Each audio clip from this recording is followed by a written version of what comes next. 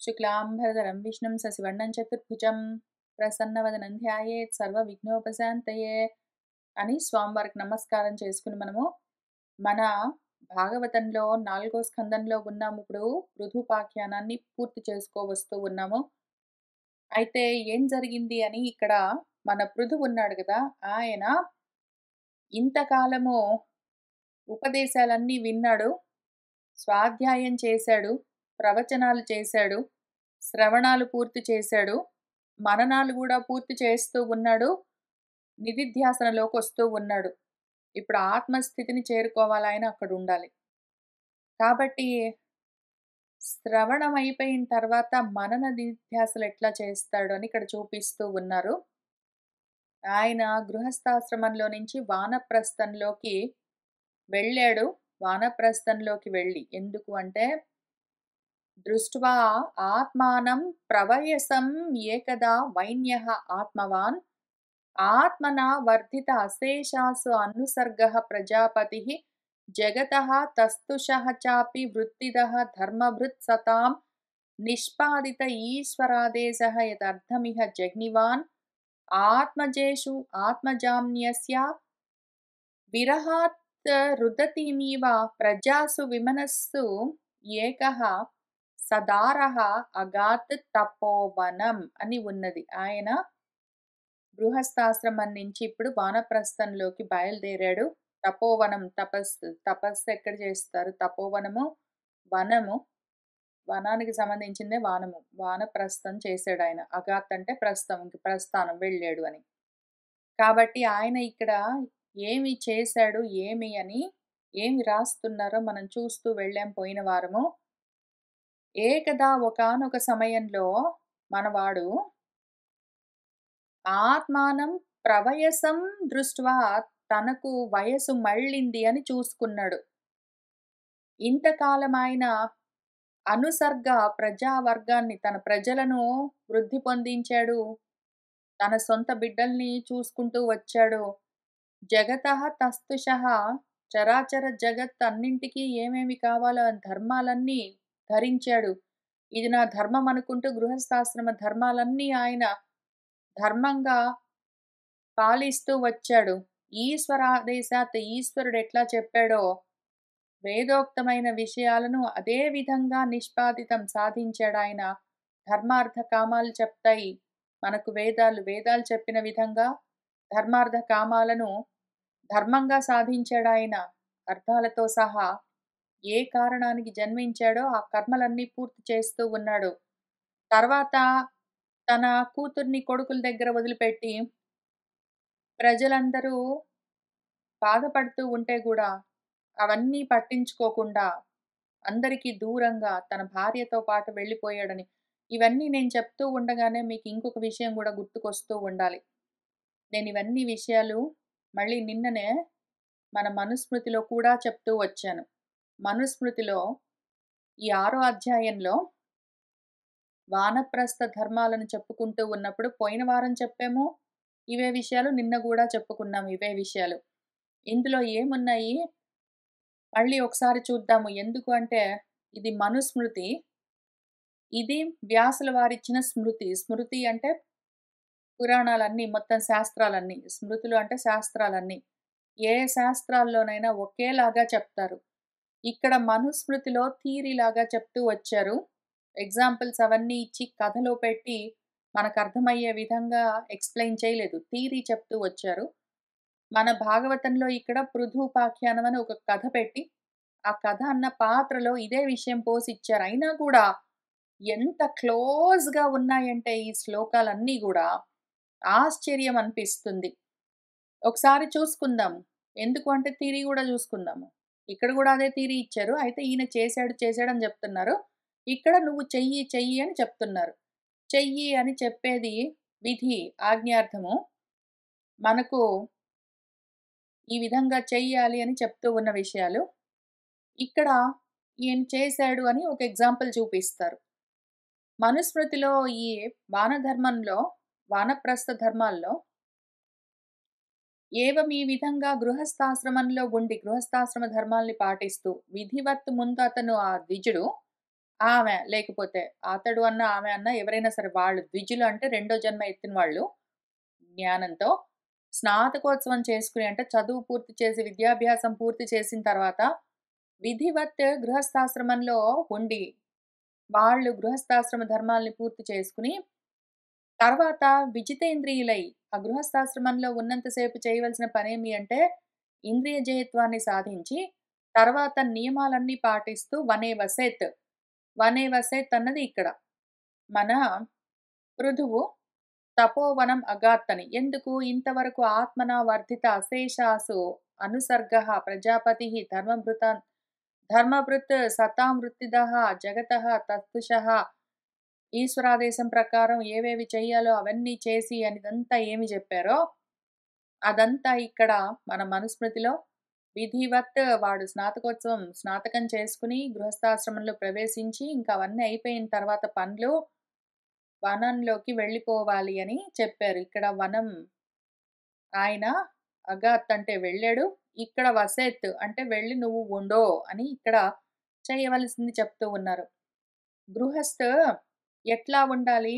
ఆత్మనః ఫలితం వలి పశ్యత్. ఫలితము తల పండిపోయిందని చూసుకోవాలి. వలి చర్మమంతా ముడతలు పడుతూ ఉన్నది అని చూసుకోవాలి. ఇటువంటివి కొన్ని గుర్తులుంటాయి. వీటిని చూసుకుని అని ఇక్కడ ఆత్మనః ఫలితం వలి పశ్యత్ చూసుకో అనేది చెప్పారో దాన్నిక్కడ వ్యాసుల వారు కాబట్టి ఆయన ఏకదా ఒకానొక సమయంలో ప్రవయసం ఆత్మానం దృష్ట్వా తను వార్ధక్యంలోకొచ్చానని చూసుకుని వయస్సు పైన పడ్డది, ముసలితనం వచ్చింది అని చూసుకున్నాడు అని. అంటే జుట్టు నెరిసింది, చర్మము ముడతలు పడుతూ ఉన్నది మొదలైనవన్నీ చూసుకున్నాడు అని.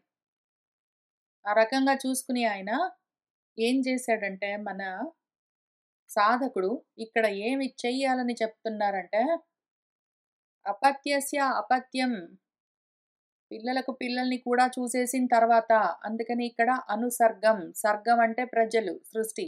పిల్లల్ని కని వాళ్ళని అనుసరించి మళ్ళీ వాళ్ళ పిల్లలకు పిల్లలు కూడా చూసేసాడాయన.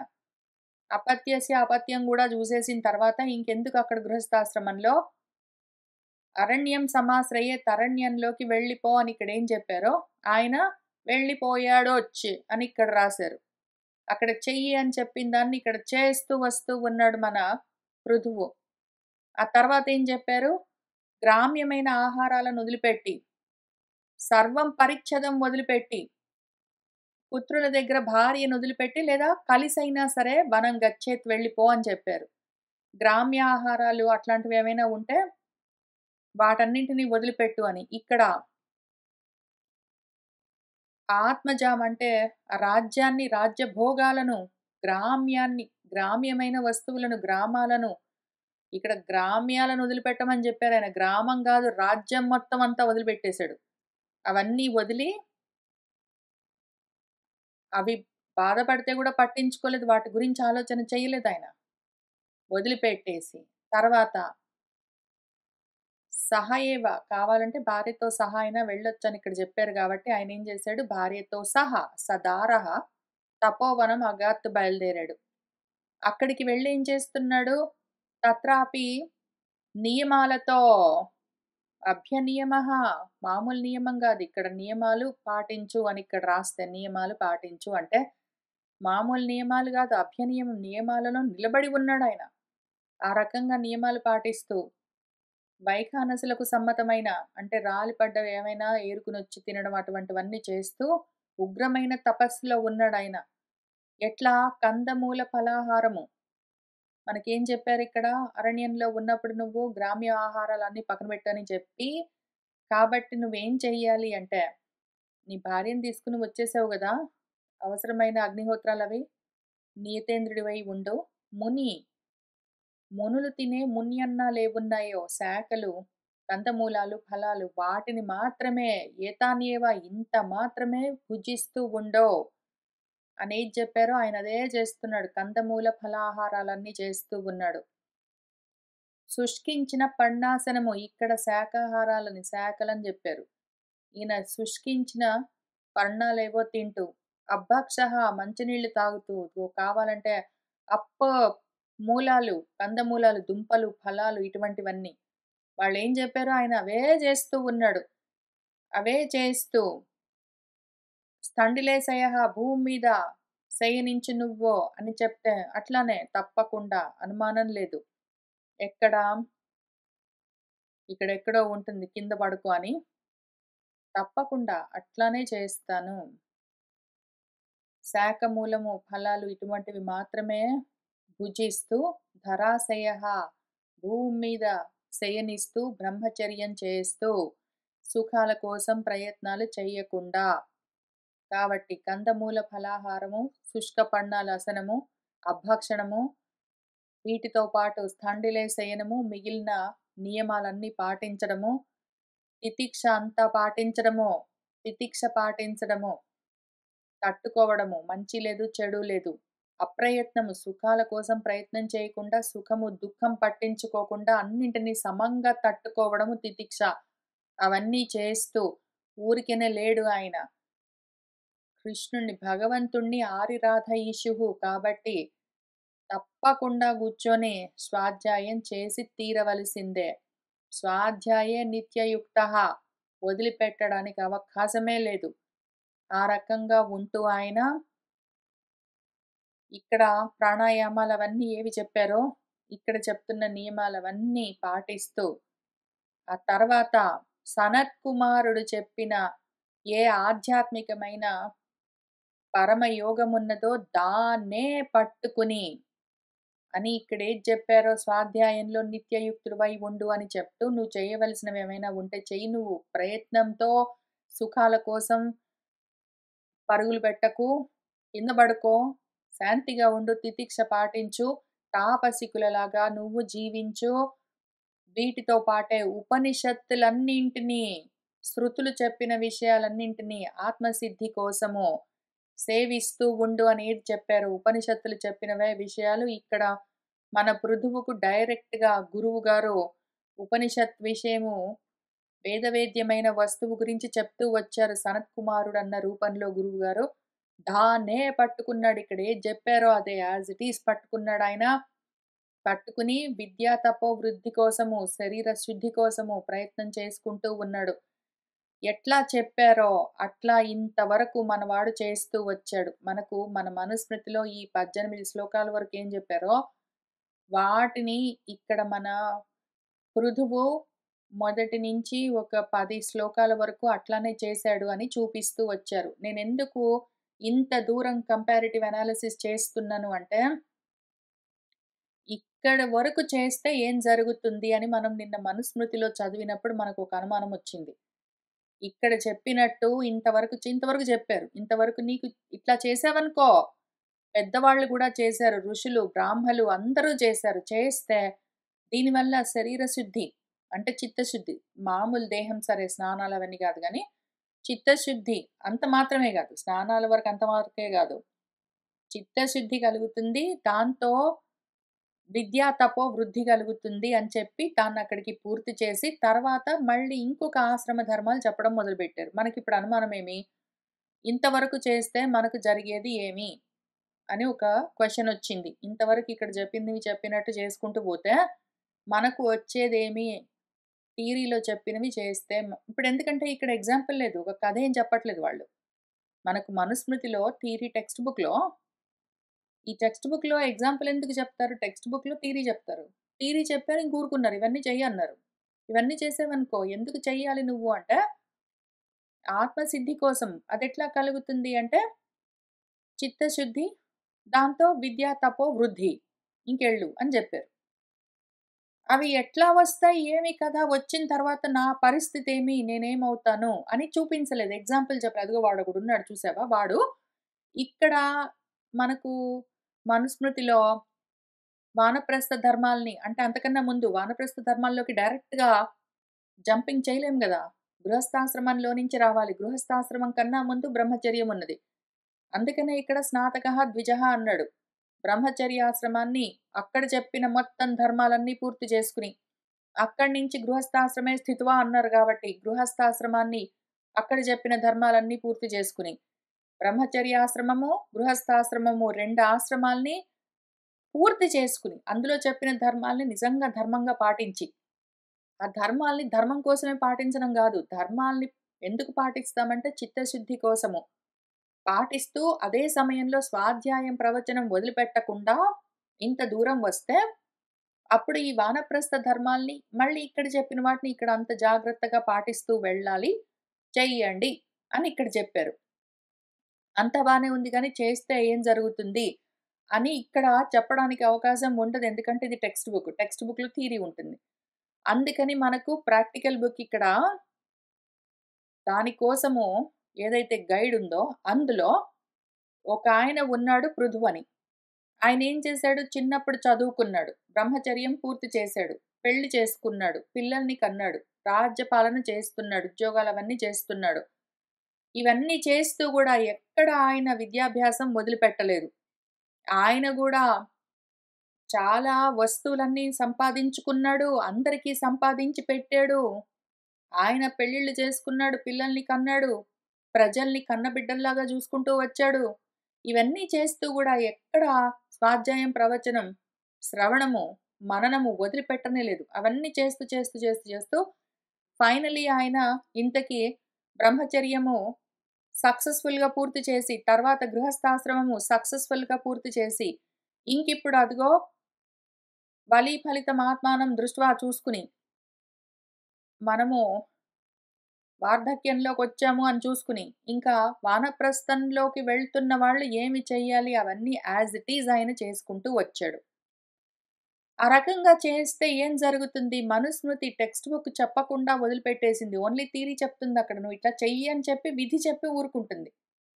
చేస్తే ఏం జరుగుతుంది అని చెప్పాలి కాబట్టి, దాన్ని మళ్ళీ ఇక్కడ వ్యాసుల వారు ఎక్స్‌ప్లెయిన్ చేస్తున్నారు. ఇంత దూరము పృథువులాగా మనుస్మృతిలో చెప్పిన విషయాల్ని చెప్పినట్టు పృథువు పాటిస్తూ రావడం వల్ల, పృథువు ఇక్కడి నుంచి ఎట్లా వెళ్ళాడు, ఎటు వెళ్ళాడు అవన్నీ ఇక్కడ కనిపిస్తాయి. వాటిని చూస్తూ వెళ్దాం ఇప్పుడు. కాబట్టి మన క్వెషన్ ఏముంది మనుస్మృతి ఎండింగ్‌లో? ఇవన్నీ చేస్తే మనకేమి వచ్చేది? దీనివల్ల లాభమేమి? ఏం జరుగుతుంది తర్వాత? అన్న ప్రశ్నకి ఇంకిక్కడి నుంచి జవాబు చూస్తూ వెళ్దాము. మనవాడు ఈ రకంగా చెయ్యవలసినవన్నీ చేస్తూ, నియమాలన్నీ పాటిస్తూ, ఆ తర్వాత కానీ ఇవన్నీ పాటిస్తూ ఉన్న సమయంలో ఎందుకైనా మంచిదని 2 చోట్ల చెప్పారు మన మనువు గారు. స్వాధ్యాయే నిత్యయుక్తః స్యాత్ ఎప్పుడైనా సరే. తర్వాత ఎందుకైనా మంచిది మర్చిపోకుండా వివిధాః చ ఔపనిషదీః శృతీః ఆత్మ సంసిద్ధయే సేవేత అని చెప్పినవన్నీ ఆయన చేస్తూ ఉన్నాడు. సనత్కుమారః భగవాన్ యత్ ఆహ ఆధ్యాత్మికం పరం యోగం తేనైవ పురుషం అభజత్ పురుషర్షభః. సనత్కుమారుల వారు ఆ భగవంతుడు గురువుగారు ఏ ఆధ్యాత్మిక యోగాన్ని, ఆత్మయోగాన్ని ఉపదేశం చేశారో, ఉపనిషత్ తత్వాన్ని, ఆ ఉపనిషత్తులో చెప్పబడ్డ ఉపనిషత్ పురుషుడెవరున్నాడో పరమ పురుషుడు, ఆయనని అభజత్ చేరుకుంటూ ఉన్నాడు. విభజనం లేదిప్పుడు. ఇప్పుడు విభజనం లేదు. ఇప్పుడు భజనమే ఉన్నది. దాని దగ్గరికెళ్ళిపోతున్నాడు. ఆత్మ దగ్గరికి వెళ్తూ ఉన్నాడాయన. అనాత్మలకి దూరమవుతూ ఉన్నాడు. భగవద్ధర్మిణః సాధోః శ్రద్ధయా యతతః సదా భక్తిః భగవతి బ్రహ్మణి అనన్య విషయా అభవత్. ఇంకా ఆ విధంగా సదా ఎల్లప్పుడూ శ్రద్ధగా, ఫోకస్డ్‌గా, ఏకాగ్ర చిత్తంతో, నమ్మకంతో, పూనికతో యతతః ప్రయత్నం చేస్తూ ఉండగా, సన్మార్గంలో ఆచరిస్తూ ఉండగా, చెప్పిన విధానంగా చెప్పిన వాటిని ఆచరిస్తూ ఉండగా, భగవత్ ధర్మము, ఆత్మ ధర్మంలోనే ఉండగా, ఆ బ్రహ్మము, ఏ బ్రహ్మము? అనన్య బ్రహ్మము. అద్వితీయమైనదేదున్నదో, ఏకం ఏవ అద్వితీయం బ్రహ్మమేమున్నదో, ఆ ఆత్మ, ఆ భగవత్ తత్వము, దాని గురించిన భక్తి అభవత్ కలుగుతుంది. ఫస్ట్ ఇంత దూరం వస్తే ఏం జరుగుతుంది? మనము ఇన్ని అధ్యాయాల్లో బ్రహ్మచర్యం దగ్గర మొదలుపెట్టి, అక్కడి నుంచి స్నాతకం అయిపోయాక గృహస్థాశ్రమం, అక్కడి నుంచి ఇప్పుడు వానప్రస్థంలోకొచ్చి, వానప్రస్థ ధర్మాల్ని అంత ధర్మంగా మనం అనుష్ఠానం చేస్తూ వస్తే, ఫస్ట్ జరిగేది ఏమి? ఫస్ట్ జరిగేది అనన్య బ్రహ్మము, ఆ అద్వితీయమైన తత్వం పైన భక్తి కలుగుతుంది. ఇంతవరకు విభక్తమై విడిపోయి ఉంటాం మనము. ముక్కలు ముక్కలయ్యి పరిచ్ఛిన్నమైన జ్ఞానంతో ఉన్న మనము నెమ్మదిగా ఇప్పుడు అఖండ జ్ఞానం గురించిన ఆలోచనతో ఆ తత్వం వైపుకు వెళ్తూ ఉంటాము. దాని గురించిన ఆసక్తి, సక్తం అంటే తగులుకుని ఉండడం. భక్తమన్నా, సక్తమన్నా ఒకటే అర్థం. భక్తి అన్నా, శక్తి అన్నా, ఆసక్తి అన్నా ఒకటే అర్థం. అంటే తగులుకుని ఉండడము. అనన్యమైన తత్వం గురించి ఏ కేవల స్థితి ఉన్నదో దానితో తగులుకుని ఉండడం అన్న లక్షణంతో ఉన్నదాన్ని భక్తి అంటారు. ఆ భక్తి కలుగుతుంది మనలో ఫస్ట్. ఇంత దూరం చేస్తే పుట్టినప్పటి నుంచి మనం చేయవలసిన కర్మల్ని ధర్మంగా చేస్తూ, చదువు పూర్తి చేసుకుని, గృహస్థాశ్రమంలో ధర్మాల్ని పూర్తి చేసి, వానప్రస్థంలో నియమాలన్నీ పాటిస్తూ ఉంటే కలిగేది ఫస్ట్ భక్తి కలుగుతుంది. తస్య అనయా భగవతః పరికర్మ శుద్ధ సత్వాత్మనః తత్ అనుసంస్మరణా అనుపూర్త్యా జ్ఞానం విరక్తిమత్ అభూత్ నిశితేనయ్యేన చిచ్ఛేద సంశయపదం నిజ జీవ కోశం. ఆ విధంగా భక్తి కలిగితే నెక్స్ట్ స్టెప్ విరక్తి కలుగుతుంది. ముందు భక్తి, ఆసక్తి కలుగుతుంది, దాని మీద రుచి కలుగుతుంది, ఆ అనన్యతత్వం గురించి, అద్వైతం గురించి ముందు ఆసక్తి కలుగుతుంది. అద్వైతం గురించి అసలు ఆసక్తి కలగట్లేదు, ద్వైతం పైనే ఉంది మనసంతా అంటే ఇంకా ఇంత దూరం మనం రాలేదని అర్థము. కర్మల్లో ఉన్నాము, గృహస్థాశ్రమంలో ఉన్నాము, కోరికలతో ఉన్నామంటే ద్వైతమే ఉంటుంది మనకు. తత్వమసి దగ్గరికి ఇంకా మనము రాలేము. కానీ ఇక్కడ సనత్ కుమార్ల వారు చెప్పే విషయము, ఈ గురువులు చెప్పేది ఏదైనా సరే ఆధ్యాత్మిక ఆత్మతత్వం అంటే వెంటనే అది అద్వైతము. దాని గురించి ఆసక్తి కలుగుతుంది, భక్తి కలుగుతుంది. భక్తి కలగగానే నెక్స్ట్ వెంటనే అనాత్మల గురించిన విరక్తి కలుగుతుంది. ఎట్లా? భగవతః పరికర్మ శుద్ధ సత్వాత్మనః. భగవత్ పరికర్మ, పరికర్మ అంటే పరిచర్య.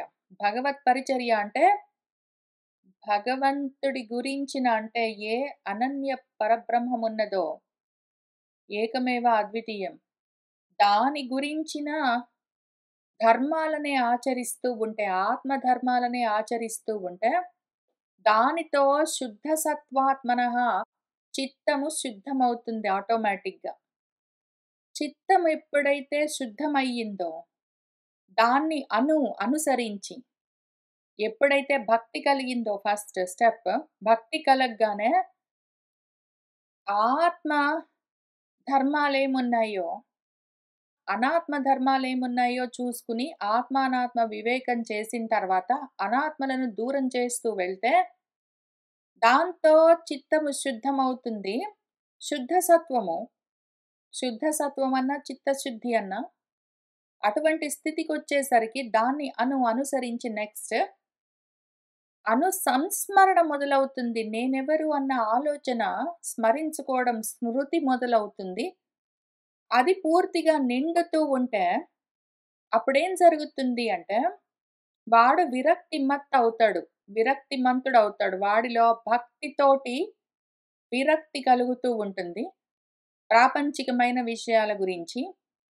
ఆ విరక్తిమంతుడయ్యేసరికి వాడు థర్డ్ స్టెప్, స్టెప్ 3, అనయా సంస్మరణ అనుపూర్త్యా. ఈ విధంగా ఆలోచన మొదలయ్యి అది నడుస్తూ ఉంటే పూర్తవుతూ ఉన్న సమయానికి ఈలోగా విరక్తితో పాటు జ్ఞానం అభూత్ కలుగుతుంది. స్టెప్ 3 జ్ఞానం. ఫస్ట్ భక్తి, తర్వాత విరక్తి, తర్వాత జ్ఞానం. భక్తి, విరక్తి, జ్ఞానాలు కలుగుతూ ఉంటాయి. ఇంకిప్పుడు ఏమవుతుందంటే ఏన నిశితేన ఏ జ్ఞానము ఎంత నిశితము, సునిశితమంటే ఎంత సూక్ష్మంగా, ఎంత పదునుగా ఉంటుందంటే జ్ఞానము, దాంతో సంశయాలన్నీ ఛేదించుకుని పోతాయి. జ్ఞానాసిన అని మన భగవంతుడు మళ్ళీ భగవద్గీతలో, జ్ఞానాసిన నీ మొత్తం సంశయాలన్నీ ఛేదించుకోమని చెప్పారు గదా! ఆ విధంగా ఇక్కడ జ్ఞానము సునిశితమవుతూ ఉంటే, బుద్ధి సూక్ష్మమవుతూ ఉంటే జ్ఞానము, అటువంటి సూక్ష్మ బుద్ధితో సంశయాలు, ప్రాపంచికమైన సంశయాలు ఎన్నో ఉంటాయి.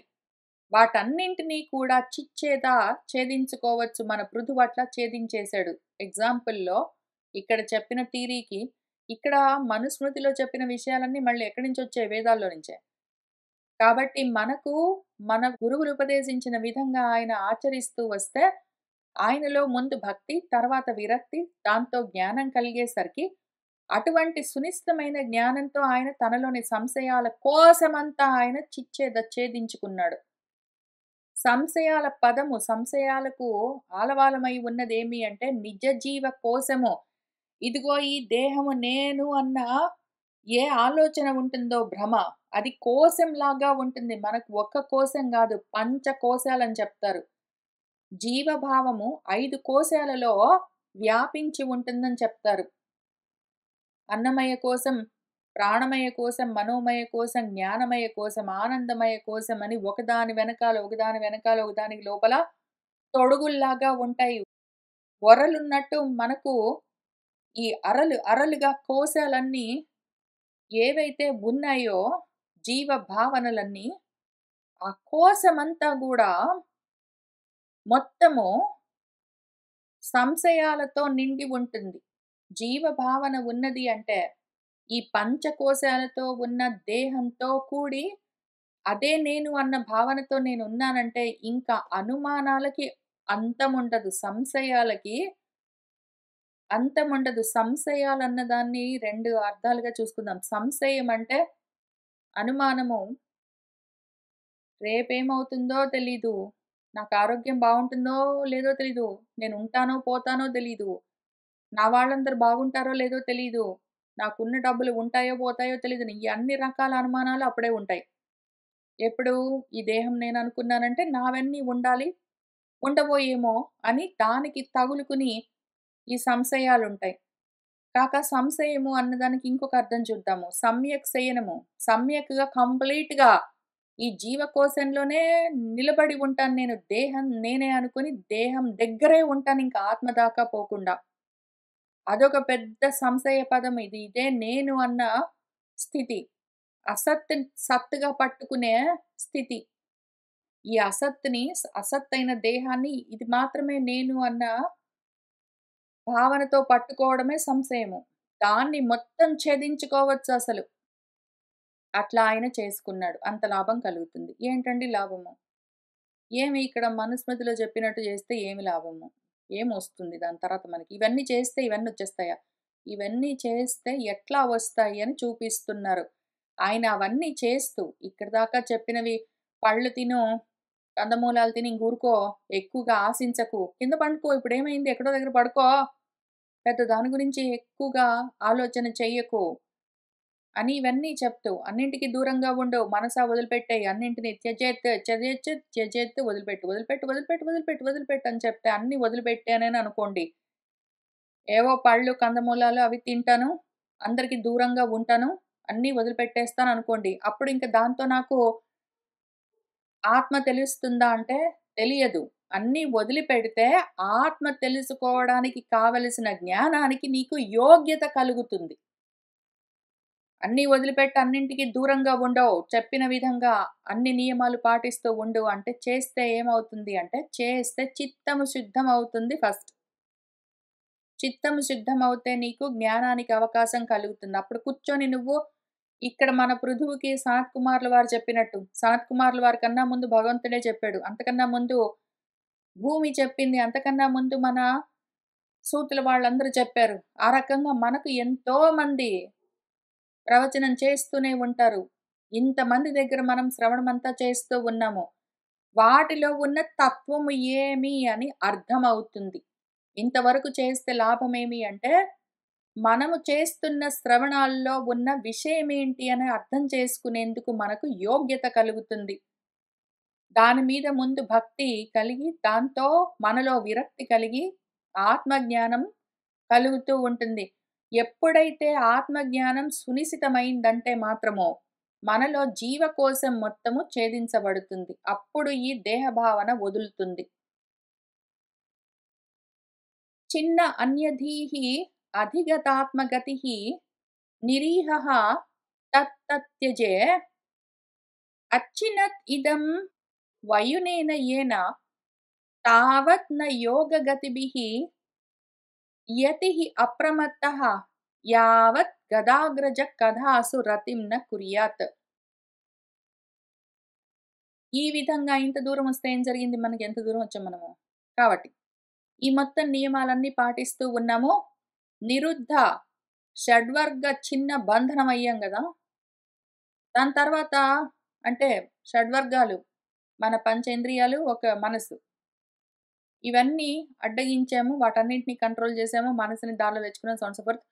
ఇంకా అప్పుడు చిత్తం సిద్ధమయ్యేసరికి సనత్ కుమార్ల వారు గురువుగారు చెప్పిన, మన ఉపనిషత్తులన్నీ చెప్పిన తత్వమసి అన్న విషయం మనకు అర్థమవుతూ ఉన్నది. దాంతో భక్తి కలిగింది. దాంతో విరక్తి కలిగింది. దాంతో జ్ఞానం కలిగింది. దాంతో సంశయము, ఈ జీవ భావన ఛేదించుకుని పోతుంది. ఇంకా నెక్స్ట్ అప్పుడేం జరుగుతుంది?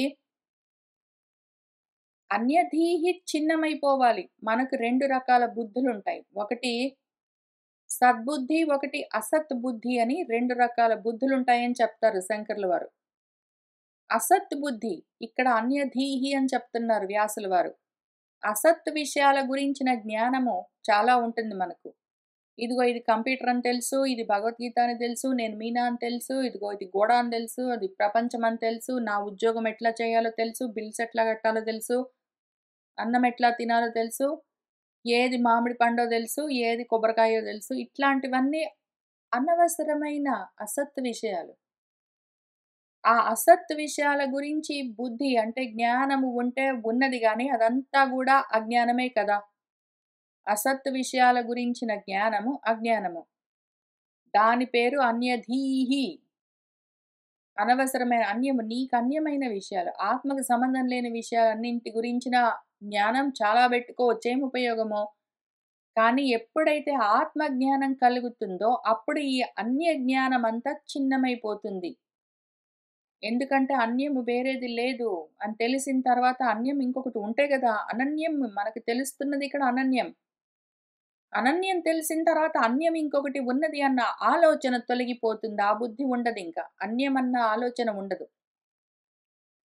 ఆ విధంగా ఉన్నప్పుడు మన పరిస్థితి ఎట్లా ఉంటుందంటే, అధిగత ఆత్మగతిః ఆత్మగతి అవగతమవుతూ ఉంటుంది. ఆత్మజ్ఞానం కలుగుతూ ఉంటే, నిరీహః ఒక పక్కన జ్ఞానం కలుగుతుంటే ఈహలు కోరికలు తొలగిపోతాయి.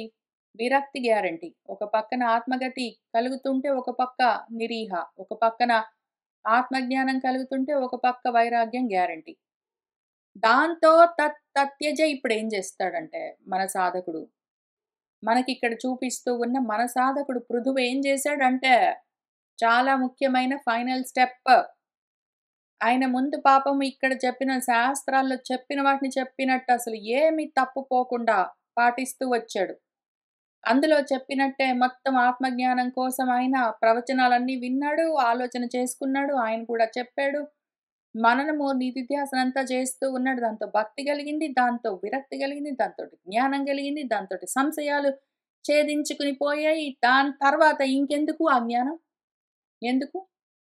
ఆత్మ గురించి తెలుసుకోవాలి. ఆత్మ ఈ విధంగా ఉంటుంది అని ఆత్మ గురించి చెప్పే జ్ఞానం ఇంకోటెందుకు మళ్ళీ వేరుగా? దాన్ని గూడా మళ్ళీ ఆయనలోనే కలిపేసుకున్నాడు. ఎందుకంటే అనన్యం అంటే అనన్యం ఇంకా. ఇంకా ఆ మాటకి తిరుగులేదు. ఆత్మ గురించి తెలుసుకోవడం అన్నది కూడా మళ్ళీ వేరుగా ఇంకొక జ్ఞానం ఒకటి ఉండాలి గదా! ఎందుకంటే ఆత్మ గురించి నేను తెలుసుకుంటున్నాను అన్నప్పుడు ఆత్మ జ్ఞేయమవుతుంది. నేను జ్ఞాత, అదిగో అది జ్ఞానం. అని మళ్ళీ 3 ఉంటాయి అక్కడ. అన్యాలన్నీ ఉంటాయి. ఆయన ఇప్పుడేం చేస్తున్నాడు? ఆయన జ్ఞాతగా ఉండి, ఈ జ్ఞానంతో ఆ జ్ఞేయాన్ని తెలిసేసుకున్నాక, ఇంకా ఆ జ్ఞేయము, ఈ జ్ఞాత 2 ఒక్కటే అయిపోయిన తర్వాత మళ్ళీ జ్ఞానం ఎందుకు దేనికి? ఈ జ్ఞానాన్ని గూడా మొత్తం త్యజేత మొత్తం వదిలిపెట్టేసాడు. ఇంక అవసరం లేదు. దాన్ని గూడా ఆయనలో కలిపేసుకున్నాడు. అన్యంగా మళ్ళీ ఒక జ్ఞానం ఉన్నది అంటే వేరుగా నాకొక జ్ఞానం ఉన్నది అంటే, ఆ జ్ఞానంతో తెలుసుకోవడానికి ఒక జ్ఞేయ వస్తువు గావాలి మళ్ళీ. దాంతో మొత్తం జగత్తంతా తయారవుతుంది అనవసరంగా. కాబట్టి ఎప్పుడైతే తను జ్ఞాతగా ఉండి, మాత అయి, జ్ఞానం అన్న ప్రమాణంతో అప్రమేయమైన ప్రమేయమైన జ్ఞేయ వస్తువును తెలుసుకున్నాడో, ఇంక దాని తర్వాత ఆ ప్రమాత, ఆ ప్రమేయము ఒకటే అయిపోయిన తర్వాత, ఆ జ్ఞాత, జ్ఞేయం ఒకటే అయిపోయిన తర్వాత, ఇంక మధ్యలో ఈ జ్ఞానం ఎందుకు? ఆ ప్రమాణం దేనికి? కాబట్టి అవి కూడా తనలో లయం జేసేసుకున్నాడు. ఇంకంత విషయం. అక్కడికి ఫైనల్ స్టెప్. ఫైనల్ స్టెప్ ఏమవుతుంది ఇక్కడ మనుస్మృతిలో చెప్పినట్టు నిజంగా చేసుకుంటొస్తే ఏం జరుగుతుందంటే ఇంత జరుగుతుంది. ఇంత లాభం ఉంది. అసలైన జ్ఞానంతో దానికి ముళ్ళుతో ఇంకొక ముళ్ళుని తీసేసిన తర్వాత 2 ముళ్ళు పడేసినట్టే, జ్ఞానంతో జ్ఞేయాన్ని తెలుసుకున్నాక, ఆ జ్ఞేయం ఏదో గాదు నేనే అని అర్థమైన తర్వాత ఇంక ఈ జ్ఞానం ఎందుకు ఇంకొక ముళ్ళు మళ్ళీ సెపరేట్‌గా. కాబట్టి రెండిటిని వదిలిపెట్టేసాడు ఆయన అక్కడున్నాడు. ఆయన అక్కడున్నాడు. ఏన వయునా ఏ జ్ఞానంతో వయున అంటే జ్ఞానం. ఏ జ్ఞానంతో ఇదం ఈ జగత్తుని ఆ జగత్తుని నడిపిస్తున్న ఈశ్వరుణ్ణి రెండింటిని తెలుసుకొని అది నేనే అని అర్థం చేసుకున్నాడు. ఇంకా తర్వాత ఆ జ్ఞానాన్ని, జ్ఞానంతో తెలుసుకున్న మొత్తాన్ని ఆయన చిన్నెత్త పక్కన పెట్టేసాడు. ఇంక మొత్తం అన్నీ ఆయనలో పెట్టేసుకున్నాడు. పక్కనంటే మళ్ళీ ఇంకెక్కడ పక్కన లేదు, ముందు లేదు, వెనక లేదు, కింద లేదు, పైన లేదు. ఉన్నదంతా ఒకటే. ఆ జ్ఞానాన్ని గూడా ఆయనలో లయం చేసేసుకున్నాడు. ఇంతవరకు రావాలి. ఇక్కడికొచ్చాడు. అదయిపోయింది విషయం ఆయన సంగతి. ఇదంతా మొత్తం ప్రోగ్రామ్ ఎంత వరకు చెయ్యాలండి? నువ్వు బానే జెప్పావు గానీ, మనుస్మృతిలో జెప్తారు, భగవద్గీతలో జెప్తారు, వేదాల్లో జెప్తారు, ఉపనిషత్తుల్లో జెప్తారు. అందుకని మన వ్యాసుల వారు గూడా జెప్పారు. అందుకని కూర్చొని మనం చదువుకుంటున్నాం. అర్థమయ్యింది. ఇట్లానే జేశానే అనుకోండి. మనకి ఈయనకి వచ్చేసిందని చెప్తున్నారు గదా! మరి నాకెప్పుడొస్తుంది? ఎప్పుడు ఇటువంటి స్థితికి నేనొస్తాను? ఎప్పుడు నేను కూడా ఈ విధంగా జ్ఞానాన్ని కూడా వదిలిపెట్టేయడం ఎప్పుడు? ఆ ఈ జ్ఞానంతో సాధించిన తర్వాత ఈ జ్ఞానాన్ని గూడా అందులో కలిపేసుకోవడం. ఇంకసలు వేరేది అన్యం అంటే ఇంకా ఏదీ లేదు. మొత్తం అంతా అనన్యమే. ఆ రకంగా ఉండే స్థితికి ఈయనొచ్చాడని జెప్పావు గదా! అట్లా నేనెప్పుడుంటాను అన్న ప్రశ్నకి మళ్ళీ ఆ ప్రశ్న ఆయనే వేసుకొని మన వ్యాసుల వారు తర్వాత రెండో భాగంలో మన వ్యాసుల వారు మనకు జవాబు చెప్తున్నారు. ఎంతవరకు చెయ్యాలి ఇట్లా?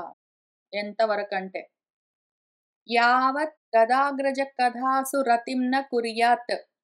ఎంతవరకైతే నీకీ భక్తి కలగలేదో అంతవరకు చెయ్యి. నీకు భక్తి ముందు కలగాలిక్కడ. అంటే నాకు చాలా భక్తి ఉందండి అంటే, నీకు ఉన్న భక్తి అన్య భక్తి అయ్యుండొచ్చు కదా! భక్తి ఎట్లా ఉన్నది? భగవంతుడు ఒకాయనున్నాడు వేరేగా. నేను నమస్కారాలన్నీ జేశానంటే, పూజలన్నీ చేశానంటే, ఏంటో అవన్నీ జేశానంటే, అప్పుడు నాకాయన ఏంటో ఇస్తాడు అని ఆయనను నువ్వు వేరుగా చూస్తూ ఉన్నంత వరకు అది భక్తి గాదు. అది విభక్తమే గదా! వేరై ఉన్నది. ఏ తత్వం ఉన్నదో అది నీకు వేరుగా ఉన్నది అని నువ్వు అనుకున్నంత వరకు అది భక్తం గాదు విభక్తం. ఎప్పుడైతే అది వేరుగా లేదు అని నీకు అనన్యం తెలుస్తున్నదో అది భక్తి. ఆ భక్తి నీకెట్లా కలుగుతుంది అంటే, ఈ కథలు విను. కథల్లో పెట్టి తత్వం చెప్తారు. కథల్లో పెట్టి తత్వం చెప్పేవాళ్ళు మనకిద్దరే ఇద్దరున్నారు. ఇద్దరే ఇద్దరు. చాలా మంది గూడా లేరు. వాల్మీకి మహర్షి, వ్యాస మహర్షి వీళ్ళిద్దరే కథల్లో పెట్టి అదే తత్వం మనకింత క్లియర్‌గా ఇచ్చారు. మనకు టెక్స్ట్ బుక్స్‌లో, శాస్త్రాల్లో, శృతుల్లో ఏమి చెయ్యి అని, ఎందుకు చెయ్యాలి అని చెప్పారో, దాన్ని ఎట్లా చేశారో, చేసి ఎట్లా సాధించారో అని కూడా కలిపి స్వానుభవంతో పాటుగా మనకి కథల్లో పెట్టి ఇచ్చారు గదా! వీటిని చదువుకుంటూ ఈ విధంగా శాస్త్రాలతో కలుపుకొని మనం చూసుకుంటూ వచ్చామంటే, శాస్త్రాల్లో చెప్పిన విషయాన్ని చెప్పినట్టు శాస్త్రంతో కలుపుకొని చూస్తూ, మనము ఈ కథలని అదే విధంగా అర్థం చేసుకుని, చెప్పిన విధంగా ఆచరిస్తూ వెళ్తే అనన్య భక్తి కలగాలి మనకి. అనన్య భక్తి కలిగిన దాకా ఇదిగో ఇవన్నీ చెయ్యి మరి కూర్చో, విను, అర్థం చేసుకో, ఆలోచించుకో, డిస్కస్ చెయ్యి. నీకు అనన్య భక్తి కలిగిందాకా. ఎంతవరకైతే నీకింకా అన్య భావన ఉన్నదో అంతవరకు నీకు అనన్య భక్తి కలగలేదు కాబట్టి అంతవరకు చెయ్యి. ఎంతకాలం చెయ్యాలండి అంటే, ఎప్పుడైతే అనన్య భక్తి కలిగిందో అప్పుడు విరక్తి, దాంతో పాటే ఆత్మ జ్ఞానము, దాంతో సంశయ ఛేదము వెంటనే కలుగుతాయి. ఎంతవరకు చేస్తావంటే ఇంతవరకు చెయ్యాలి మరి. అనన్య భక్తి కలిగిందాక ఏదో ఒక భక్తి గాదు. అన్య భక్తులన్నీ గాదు. అనన్యం అన్న ఆలోచన దగ్గర నీ మనసు ఆగాలి. దాని గురించి నీకు రతి కలగాలి. కావాలని ఆధ్యాత్మికం ఎంతవరకు అంటే అద్వైతం వరకు కావాలి నీకు. అద్వైతం వరకు నీకు ఆలోచన వెళ్ళాలి. దాని మీద రుచి కలగాలి. ద్వైత భావన మీద నీకు విరక్తి కలగాలి. అది కలిగిందాకా ఈ కథలు విను. ఈ కథల్లో పెట్టి చెప్తారు. ఈ కథల్ని ఉత్తగా డైరెక్ట్‌గా చదువుకుంటే కథల్లాగానే పట్టుకుంటావు. నీకేం అర్థం గాదు. కథలు కథలుగా గాదు. ఈ కథలు ఎక్కడి నుంచి చెప్తూ ఉన్నారో మన ఋషులు, వ్యాసుల వారు, వాల్మీకి మహర్షి వీళ్ళిద్దరూ, వాళ్ళు చెప్పిన ఏ శాస్త్రాలున్నాయో, ఏ వేదాలున్నాయో వాటితో పాటు, ఆ ఉపనిషత్తులతో పాటు కలుపుకొని ఈ పురాణాలు చదవాలి. ఆ ఉపనిషత్తులని వదిలిపెట్టి ఈ పురాణాలు చదివితే ఊరికనే కథ అర్థమవుతుంది. తత్వం తెలీదు. ఈ కథలు చూసుకోకుండా ఓన్లీ ఉపనిషత్తులు చదువుతాను అంటే తత్వం అర్థమైతుంది. అది చాలా డెన్స్‌గా ఉండే సబ్జెక్ట్. దాన్ని ఎట్లా అప్లై చేయాలి అని ప్రాక్టికల్ అప్లికేషన్ తెలియదు. కాబట్టి ఉపనిషత్తులు శాస్త్రాలు చదువుకుంటూ ఈ పురాణాలు కథలు చదువుతూ ఉన్నావంటే అందులో థియరీ ఉంటుంది. ఇందులో ప్రాక్టికల్స్ ఉంటాయి. 2 కలిపి నువ్వు చూసుకుంటే విచారణ చేస్తూ ఉంటే, యాక్టివ్ లిజనింగ్ చేస్తూ, యాక్టివ్‌గా నువ్వు డిస్కషన్స్ అన్నీ చేస్తూ, యాక్టివ్‌గా, క్రిటికల్‌గా, అనలిటికల్‌గా థింకింగ్ చేస్తూ వెళ్ళావు అంటే విచారిస్తూ, విశ్లేషణాత్మకంగా వీటిని తెలుసుకుంటూ, తెలుసుకున్న వాటిని ఆచరిస్తూ వెళ్తే ఒకానొక సమయంలో తప్పకుండా అనుమానం లేదు, నీలో శ్రద్ధాలోపం లేదంటే తప్పకుండా అనన్య భక్తి కలుగుతుంది. ఆ అనన్య భక్తి కలిగినప్పుడు వదిలిపెట్టేయొచ్చు. ఇంకా ఆ అనన్య భక్తి కలగలేదన్నంత వరకు ముందు ఆ భక్తి కోసం ప్రయత్నం చెయ్యి. ఆ కథలు వింటూ ఉండు. అందులో క్లియర్‌గా ఎక్స్‌ప్లెయిన్ చేస్తారు. కానీ కథలు మాత్రమే విన్నావంటే తత్వం శాస్త్రం చూసుకోకుండా నువ్వు ఇది ఊరికనే చదువుకున్నావంటే విషయం తెలీదు మరి. వాటితో పాటు ఇవన్నీ వింటూ వచ్చావనుకో, అప్పుడు ఆ రతి కలుగుతుంది. భక్తి కలుగుతుంది నీకు. అత్యంత ఆసక్తి, అనన్య భక్తి కలుగుతుంది. అది కలిగినప్పుడు వదిలేద్దువు గాని. ఈలోగా ఎంతవరకైతే ఈ స్థితి రాలేదో అంతవరకు తావత్ ప్రయత్నం చేస్తూ ఉండు. యోగ గతిభిః రకరకాల యోగ మార్గాలు, రకరకాల ఉపాయాలు, యుక్తులతో యతి ప్రయత్నంతో యతివయ్యి, అప్రమత్తుడివయ్యి, ఆదమరుపు లేకుండా ఉంటూ ప్రయత్నం చెయ్యి.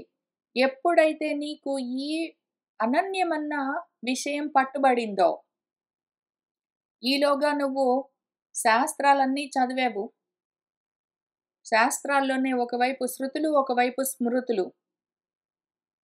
మన వేదం చెప్తూ ఉన్న విషయాలు, అందులోని విషయాలను చెప్తూ ఉన్న వ్యాస వాల్మీకులు, వాళ్ళు చెప్పిన వాటిని చెప్తూ ఉన్న మన శంకర్లు, వీళ్ళందరివి గూడా చదువుతూ ఉన్నావంటే, ఒకానొక సమయంలో నీకు అనన్యం గురించి అర్థమైతే, అనన్యం గురించి అర్థం కాగానే ఇంక నువ్వు దాటిపోయావు కాబట్టి ఇంక జ్ఞానంతో సహా అన్నీ నీలో లయం చేసుకోవచ్చు. కానీ అంతవరకు అప్రమత్తుడివై, యతివై ప్రయత్నం చేస్తూ అన్ని రకాల యోగాలు, అన్ని రకాల యుక్తులు ఉపయోగిస్తూ ప్రయత్నం చెయ్యి. ఇంకా ఆ తర్వాత నా అవసరం లేదు. యావత్ న కుర్యాత్ ఎంతవరకు కాలేదో తావత్ అంతవరకు ఇవన్నీ అవసరం. మరేం చేస్తావు? Support system. ఆ ముల్లుని తీసిందాక, ఆ అజ్ఞానం అన్న ముల్లు, నేను వేరేగా ఉన్నాను అన్న అన్యభావన, భేద బుద్ధి ఉన్నదో, ఎంతవరకైతే జీవ భావన ఉన్నదో నీకింకా దేహ భ్రాంతి ఉన్నదో, అంతవరకు ఆ ముల్లు తీసేయాలంటే, అంతవరకు ఇదిగో ఈ ముల్లు హెల్పర్ సపోర్ట్ సిస్టమ్ జ్ఞానం, ఆ వైరాగ్యం, ఆ భక్తి అవి కావాలి. అవి కలగడం కోసం ఇదిగో కూర్చో, శ్రవణము, మననము చేయవలసిందే మరి తప్పనిసరి. స్వాధ్యాయము, ప్రవచనము తప్పనిసరి అవన్నీ చెయ్యాలి మరి. అంతవరకు తావత్ అంతవరకు చెయ్యి. ఇంకా ఆ తర్వాత నా అవసరం లేదు వదిలిపెట్టేయొచ్చు. మనవాడట్లా జేశాడు. ఏవం సహ వీర ప్రవరః సంయోజ్య ఆత్మానం ఆత్మని బ్రహ్మభూతః దృఢం కాలే తత్యాజ స్వం కళేవరం. ఇంకా దేహ భావన, దేహ భ్రాంతి వదిలిపెట్టిన తర్వాత ఇంకేం మిగిలింది? ఇంకేమీ లేదు. దేహం వదిలిపెట్టడం ఒకటే ఉంది. కాబట్టి ఏవం ఈ విధంగా మనవాడు ఇంకా జ్ఞానం ఆ టెక్స్ట్ ఇప్పుడు పుస్తకం మొత్తం చదివేసాము. పుస్తకంలో ఉన్న విషయం మొత్తం మనకు అర్థమైందన్నాక మళ్ళీ ఇంక బుక్ ఎందుకు పెట్టుకుంటాం మనము? బుక్‌లో ఉన్న విషయం మనకు అర్థం కానంత వరకే కదా బుక్ పెట్టుకొని చదువుకుంటూ తిరిగేది. బుక్‌లో ఉన్న విషయం మొత్తం మనలోకొచ్చేసిందనుకోండి, ఆ జ్ఞానమంతా మనలోకొచ్చేసినాక ఇంక బుక్ ఎందుకు? అట్లానే మనకు ఆత్మ గురించి అర్థమయ్యేంత వరకే ఆత్మ జ్ఞానం కావాలి బుక్కు. ఆత్మ నేనే అని తెలిసిన తర్వాత, అనన్యమైన తర్వాత, దాని గురించి చెప్పే టెక్స్ట్ బుక్ ఎందుకు మనకు? ఆ జ్ఞానము. అప్పుడు వదిలిపెట్టేయొచ్చు. ఏవం ఈ విధంగా మనవాడు దాన్ని కూడా వదిలిపెట్టేసాడు. సహ వీర ప్రవరః వీరుడు, వీరుడు అంటే ఏదైతే జ్ఞానంతో చేరుకోవలసిన స్థితిని చేరాడో వాడు వీరుడు. అందులో నిలబడి ఉన్నవాడు ఆత్మని తనలోనే ఆత్మానం సంయోజ్య తనని తనలో కలిపేసుకున్నాడు. అది విషయము. జీవభావాన్ని తీసుకెళ్ళి ఆత్మభావంలో కలిపాడు కూర్చున్నాడు. అది విషయం. జీవాత్మైక్యం చేశాడాయన. జీవాత్మైక్యం తత్వమసి అని చెప్తూ జీవాత్మైక్యం చెయ్యి అని ఎట్లా ఉపదేశం చేశారో అట్లా చేసుకున్నాడు. ఆత్మని ఆత్మానం కలిపేసాడు. ఇంకా దృఢమైన బ్రహ్మభూతం ఇంక అక్కడి నుంచి జారేదే లేదు. ఈలోగా కాలమొచ్చింది ఆ దేహానికి స్వకళేవరాన్ని వదిలిపెట్టాడు. ఎట్లా అని ఇక్కడ చెప్తారు చూద్దాము. ఇదంతా చెయ్యొచ్చు, మానుకోవచ్చు. ఇంకసలు ఇంత దాకా వెళ్ళిపోయిన తర్వాత ఇంకిక్కడి నుంచి ఊరికనే ఉంటుంది ఇదంతా ఆభాస మళ్ళీ. సంపీడ్య పాయుం పార్ష్ణిభ్యాం వాయుం ఉత్సారయన్ శనైః నాభ్యాం కోష్ఠేషు అవస్థాప్య హృత్ ఉరః కంఠ శీర్షణి ఉత్సర్పయన్స్తు తం మూర్ధ్ని క్రమేణ ఆవేశ్య నిస్పృహః వాయుం వాయౌ క్షితౌ కాయం తేజః తేజసి అయూయుజత్ ఖాని ఆకాశే ద్రవం తోయే యథాస్థానం విభాగశః क्षितिम् अंभसि तत्तेजसि अधः वायौ नभसि अमुम् इन्द्रियेषु मनः तानि तन्मात्रेषु यथोद्भवम् भूतादिना अमूनि उत्कृष्य महति आत्मनि सन्दधे तं सर्वगुणविन्यासं जीवे मायामये न्यथात् तं च अनुसेयम् आत्मस्थम् असौ అనుసయీ పుమాన్ జ్ఞాన వైరాగ్య వీర్యేణ స్వరూపస్థః అజహాత్ ప్రభుః. ఆయన ఒక పద్ధతి ప్రకారం టకా టకా టకా వదిలిపెట్టుకుంటూ పోయాడు. ఏం చేశాడంటే మనవాడు ఇంక ఓన్లీ శరీరాన్ని వదిలిపెట్టడం అంతే కదా పెద్ద విషయం ఏంటి. ఆయన ఏం చేశాడు? పార్ష్ణిభ్యాం ఆయన మడమలతో పాయుం సంపీడ్య పాయువును పీడించి దాన్ని అక్కడ అదిమి పెట్టి, ఆ తర్వాత అక్కడి నుంచి వాయువును శనైః నెమ్మదిగా కింద ఉన్న కింది నుంచి వెళ్ళిపోయే వాయువులను పైకి తిప్పి ఉత్సారయన్ పైకి నడిపిస్తూ, ఆ వాయువును ముందు నాభ్యాం నాభి దగ్గర, అక్కడి నుంచి ఇంకా కొంచెం పైకి తోసి హృదయ స్థానం దగ్గర, అక్కడి నుంచి పైకి తోసి ఉరహ వక్షస్థలం దగ్గర, అక్కడి నుంచి పైకి తోసి కంఠం దగ్గర, అక్కడి నుంచి పైకి తల దగ్గరికి తోసాడు. 5 స్థానాల్లో నుంచి పైకి పంపిస్తూ ఉన్నాడు. వీటిని మళ్ళీ మనము కుండలినిలో చూస్తాము. మనం లలితా సహస్రంలో చూసాము. ఎక్కడ పడితే అక్కడ చూస్తూ ఉంటాము. మూలాధార చక్రం దగ్గర నుంచి ప్రాణవాయువులను, ప్రాణాపాన వాయువులను రెండింటిని కలిపి పైకి తొయ్యడం గురించి. ఇక్కడ మళ్ళీ పంచకోశాలన్నారు గాబట్టి, పంచకోశాలుగా కూడా చూద్దాము. నాభి దగ్గర ఇందాక చెప్పుకున్నట్టు నాభి కింద ఈ పాయువు పైన, బుధస్థానం పైన ఈ రెండింటికి మధ్యలో మనకు మూలాధార చక్రం ఉంటుంది. ఇంక అక్కడి నుంచి వాయువులను పైకి తోస్తూ ఉన్నాడు. కాక ఇంకో రకంగా కోశాలుగా చూస్తే ఇక్కడ నాభి అంటే అన్నమయ కోశము, హృదయము ప్రాణమయ కోశము, ఉరస్సు వక్షస్థలము మనోమయ కోశము, మనసు అక్కడే ఉంటుంది. కంఠము గొంతు దగ్గర, జ్ఞానమయ కోశము అక్కడి నుంచి శీర్షాన్ని, ఆనందమయ కోశం అన్ని ఒక్కొక్క కోశాలు దాటించేస్తున్నాడు దాన్ని ప్రాణాలని. ఇంకా ప్రాణాపానాలు అన్ని వాయువులన్నింటినీ అవి ఆ కాలం వస్తే అవే వదిలిపెట్టి పోవడం గాదు. ఈయనే వాటిని బలవంతంగా శరీరంలో నుంచి బయటికి పంపించేస్తున్నాడు. బలవంతంగా అంటే ఏమీ లేదు. పద్ధతి ప్రకారం సిస్టమాటిక్‌గా.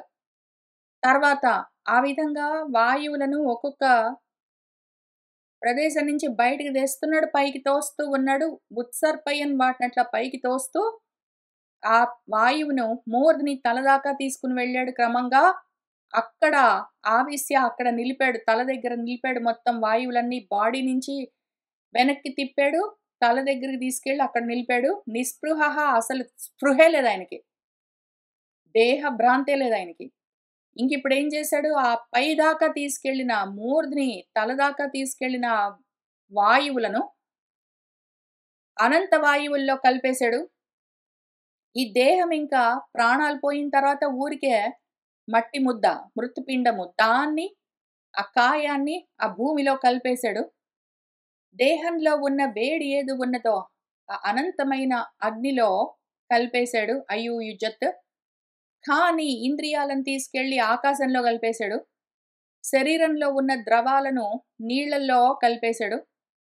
యథాస్థానం విభాగశః ఏదేది ఎక్కడి నుంచి వచ్చిందో పంచీకరణం చెంది పంచభూతాల్లో నుంచి పంచీకరణమై మన దేహం ఎట్లా తయారైందో ఆ విధంగా కొంచెం గాలి, కొంచెం ఆకాశం, కొంచెం నీరు, కొంచెం నిప్పు, కొంచెం అన్నంతో కలిపి ఈ దేహం ఎట్లా తయారైందో అట్లానే మళ్ళీ ఈ దేహంలో నుంచి కొంచెం కొంచెంగా తెచ్చుకున్న ఒక్కసారి తెచ్చుకోలేదు మనం. ప్రతిరోజు కొంచెం గాలి లోపలికి తెస్తాం, బయటికి వదులుతాం. కొంచెం అన్నం లోపలికి తెస్తాం, బయటికి వదులుతాం. కొన్ని నీళ్లు లోపలికి, బయటికి అట్లా లోపలికి, బయటికి తెచ్చుకుంటూ ఈ దేహాన్ని మెయింటైన్ చేస్తూ ఉన్నాం గదా! ఈ దేహం కూడా బయట ఉన్న పంచ భూతాల్లో నుంచి కొంచెం కొంచెం ప్రతిరోజు, ప్రతి క్షణం లోపలికి తీసుకుంటూ, బయటికి వదులుతూ దాన్ని మెయింటైన్ చేస్తూ ఉంటుంది. కాబట్టి దేనికి దానికి విభాగం. ఏది ఎందులో కలవాలో అందులో కలిపేసుకుంటూ పోయాడాయన.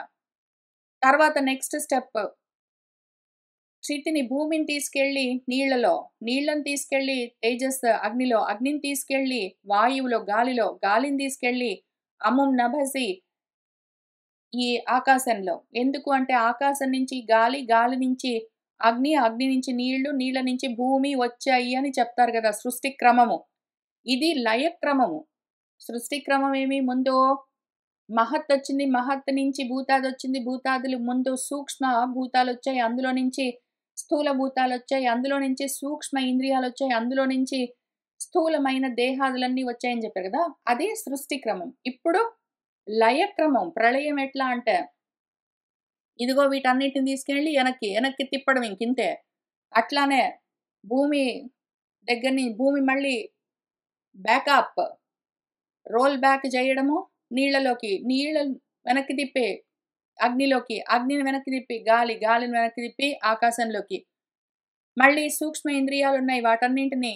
ఇంద్రియాలన్నింటిని మనసులో, మనసును దాన్ని తీసుకెళ్ళి తన్మాత్రల్లో, తన్మాత్రలు ఎట్లా యథా ఉద్భవం ఏ ఆర్డర్‌లో అవన్నీ వచ్చాయో, సంభవించాయి. సృష్టి క్రమము ఏ ఆర్డర్‌లో జరిగిందో, అదే ఆర్డర్‌లో ఇప్పుడు ప్రళయము. ఇవన్నిటిని తీసుకెళ్ళి భూతాది. ఈ భూతాదిల్లోకి కలిపేసిన తర్వాత, ఈ భూతాదితో సహా మొత్తం కలిపి మహత్తి ఆత్మని మహదాది అని పిలుస్తారు. అందులో సందదే కలిపేశాడు. తర్వాత సర్వగుణ విన్యాసమైన సర్వగుణాలతో విన్యాసాలన్నీ చేస్తూ ఉన్న, ఆటలన్నీ ఆడుతూ ఉన్న ఈ మాయామయమైన జీవభావాన్ని గూడా తీసుకెళ్ళి మహతి ఆత్మని అని చెప్పుకున్నామో, మహదాత్మ, మహదాది అంటారు. భూతాది వరకు తీసుకొచ్చాడు. భూతాదులను తీసుకెళ్ళి మహదాదిలో కలిపాడు. మహదాదిని తీసుకొచ్చి జీవభావంలో కలిపేశాడు. ఇప్పుడు దాన్ని గూడా జీవభావాన్ని ఆ జీవభావమేమి అనుసయము దేనితో పుమాన్‌తో అనుశాయి. ఒక చెట్టున్నది దాని మీద 2 పక్షులున్నాయి. ఒకటి తింటుంటుంది, అనుభవిస్తుంటుంది, ఏడుస్తుంటుంది. ఒకటేమో చూస్తూ కూర్చుంటుందని. ఆ రకంగా ఒకటి అనుసయి, ఒకటి అనుసయము. ఇప్పుడు ఈ అనుసయాన్ని తీసుకెళ్ళి అనుసయిలో కలిపేశాడు. ఎట్లా మనవాడు మన ప్రభుత్వం అట్లా ఉన్నది ప్రభావము. స్వరూపస్థః తన స్వరూపంలోనే ఉన్నాడాయన. తన స్వస్థితిలోనే ఉన్నాడు. ఆయన ఆత్మస్థితి నుంచి పక్కకి కదలకుండా వీటన్నింటిని కలిపేసుకుంటూ లయం చేస్తూ వెళ్తూ ఉన్నాడు. జ్ఞాన వైరాగ్య పరాక్రమంతో ఉన్నవాడు తన స్వరూపం నుంచి కదలకుండా వీటన్నింటిని ఒకదాన్ని ఒక దాంట్లో కలిపేసుకుంటూ పోయాడు. ఈ రకంగా ఆయన ఏమి చెయ్యడం కోసము, ఏ కర్మల కోసము ఈ జన్మ తీసుకొనొచ్చాడో ఈ జీవభావంతో, ఆ కర్మల్ని పూర్తి చేశాడు. జీవభావాన్ని గూడా ఖాళీ చేశాడు. మొత్తం ఇంద్రియాల్ని, దేహాల్ని, పంచభూతాల్ని, మొత్తాన్ని, జగత్తుని ఖాళీ చేసేసాడు. మొత్తం అంతా తీసుకెళ్ళి తనలో కలిపేసుకున్నాడు. ఇంక కూర్చున్నాడు. అది విషయం. అంత దూరం వెళ్ళాడు. మనం వెళ్ళగలిగితే వెళ్ళొచ్చు. ఇవన్నీ మన శాస్త్రాలు చెప్తున్నవి. అవి ఎట్లా చెప్తున్నాయో అట్లానే చేస్తూ వెళ్ళామంటే మనము, మన ఉపనిషత్తులు ఎట్లా చెప్తున్నాయో అట్లా చేస్తూ వెళ్ళామంటే, దో మనకి ఒక్కటే దానికి మన భగవంతుడు రెండో అధ్యాయంలో స్వల్పమపి అస్య ధర్మస్య త్రాయతే మహతో భయాత్ అని చెప్తూ ఉన్నప్పుడు ఆయన ఒకటే మాట చెప్పారు. నువ్వు కొంచెం ప్రయత్నం చేసినా సరే తప్పకుండా ఇదే స్థితి అని చెప్తూ అంతకన్నా ముందు ఇంకో చాలా అందమైన మాట చెప్తారాయన. ఇందులో అభిక్రమ నాశము లేదు. నువ్వు మొదలుపెట్టిన తర్వాత చెడిపోవడం అన్నది లేదు. కొంచెమైనా చెయ్యి నువ్వు. ఇక్కడ పృథువు ఎట్లా చేశాడు అని చెప్పినవి, మనుస్మృతిలో ఇట్లా చెయ్యి అని చెప్పినవి, ఉపనిషత్తుల్లో ఇట్లా చెయ్యి అని చూపిస్తూ చెప్తూ వస్తూ ఉన్నవి నువ్వు అట్లా చేస్తూ వచ్చావంటే, అభిక్రమం అసలు నువ్వు మొదలైతే పెట్టావంటే నాశం లేదు దానికి.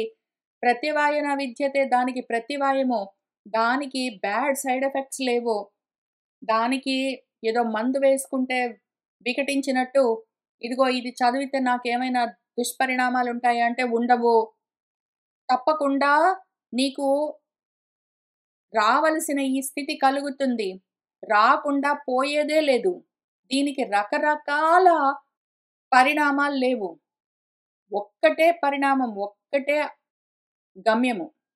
నువ్వు దీన్ని ఇట్లానే పాటిస్తూ వెళ్ళావంటే, నువ్వు చేరుకోవాల్సిన స్థితి ఒక్కటే ఉన్నది. అక్కడికి గ్యారంటీగా చేరుతావు. అక్కడికి చేరుకోకుండా ఇంకెక్కడికైనా వెళ్తావా? లేదా నీకు వేరే రకంగా నువ్వు అనుకోని పరిణామాలన్నీ ఎదుర్కోవాల్సి వస్తుందా? ఇట్లాంటివన్నీ క్వెషన్స్ అవసరం గూడా లేదు. నువ్వు ఎక్కడికి వెళ్ళాలో అక్కడికి వెళ్తావు గ్యారంటీ. నువ్వు ఎట్లా చెయ్యాలో అట్లా చెయ్యాలి. అంత మాత్రమే కావాల్సింది. ఇక్కడ వ్యవసాయాత్మిక బుద్ధిః ఏకా ఇహ కురు నందన. దీనికి ఆ ఫోకస్ తోటి ఆ బుద్ధి ఉండాలి నీకు. దాని గురించే ఒక్కటే ఏకా బుద్ధి ఉండాలి. ఒక్కటే బుద్ధి అంతా వేరే రకరకాలుగా ఉండద్దు. అన్యమంతా ఆలోచించడానికి వీల్లేదు. ఒక్కటే పెట్టుకొని కూర్చున్నావనుకో, ఇంకా దాంతోటి నువ్వు కొంచెం చేసినా సరే మొత్తం వచ్చేస్తుంది నీకు. కొంచెం చేస్తే ఇంక చివరిదాకా వెళ్ళిపోతావు. అది తీసుకొని వెళ్ళిపోతుంది నిన్ను. ఇందులో అభిక్రమ నాశము లేదు. మొదలుపెట్టావంటే చెడిపోవడం అన్నది లేదు. ప్రత్యవాయము సైడ్ ఎఫెక్ట్స్, బ్యాడ్ కాన్సిక్వెన్సెస్ న విద్యతే అన్నవి లేవు. నువ్వు ఇది మొదలుపెడితే నీకు భయం అన్నది లేదు. అభయ స్వరూపము, బ్రహ్మస్వరూపము నువ్వే. అక్కడికెళ్తావు. మధ్యలో ఆగేది లేదు. గ్యారంటీ అని చెప్పారు కదా! ఇక్కడికి వెళ్తాము. ఇక్కడికి వెళ్ళేందుకోసమే మనం ఇంత సాధన చేస్తున్నాము. అనుమానాలతోటి చెయ్యొద్దు. వ్యవసాయాత్మిక బుద్ధి ఉండాలి దానికి. సంశయాత్మ వినశ్యతి అని గూడా చెప్పారు. సంశయాత్మ అనుమానాలతో ఉన్నావంటే నశిస్తావు. అనుమానం ఎందుకు నీకు ఇంత ఖచ్చితంగా చెప్తుంటే ఇంక కూర్చో నువ్వు చేసావనుకో గ్యారంటీగా నువ్వు పొందవలసింది పొందుతావు. నువ్వేం పొందేది? నిన్ను నువ్వే పొందుతావు. ఇంక నిన్ను నువ్వు చేరతావు, కూర్చుంటావు. కాబట్టి ప్రయత్నం చేసుకో అని చెప్తున్నారు. ఇంక దాని తర్వాత కొంచెము కథ మిగిలింది. మన పృథువుకి సంబంధం లేదు. మన పృథువు ప్రస్థానానికి సంబంధం లేదు. ఏదో ప్రాపంచికంగా కథని పూర్తి చేస్తున్నారు అంత మాత్రము. ఎందుకంటే పదార్థం పెట్టడం కోసం ఒక పాత్రను సృష్టించిన తర్వాత, పదార్థం మనం పుచ్చుకున్న తర్వాత కూడా పాత్ర ఉంటుంది. మరి దాన్ని పక్కన పడేయాలి. అదేమో ఉంటుంది కొంచెం పాత్ర మిగిలి.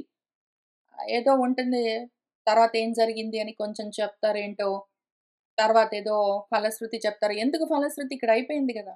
మనం ఇట్లా చేసామంటే ఈ స్థితికొస్తామని చెప్పిన తర్వాత అక్కడికయిపోయింది. అయినా గూడా ఏదో ప్రపంచం కోసం, కథ కోసం దాన్ని ఫినిష్ చేయాలి కాబట్టి కొన్ని శ్లోకాలున్నాయి. మనం వాటిని వచ్చే వారం చూసుకొని పూర్తి చేద్దాము.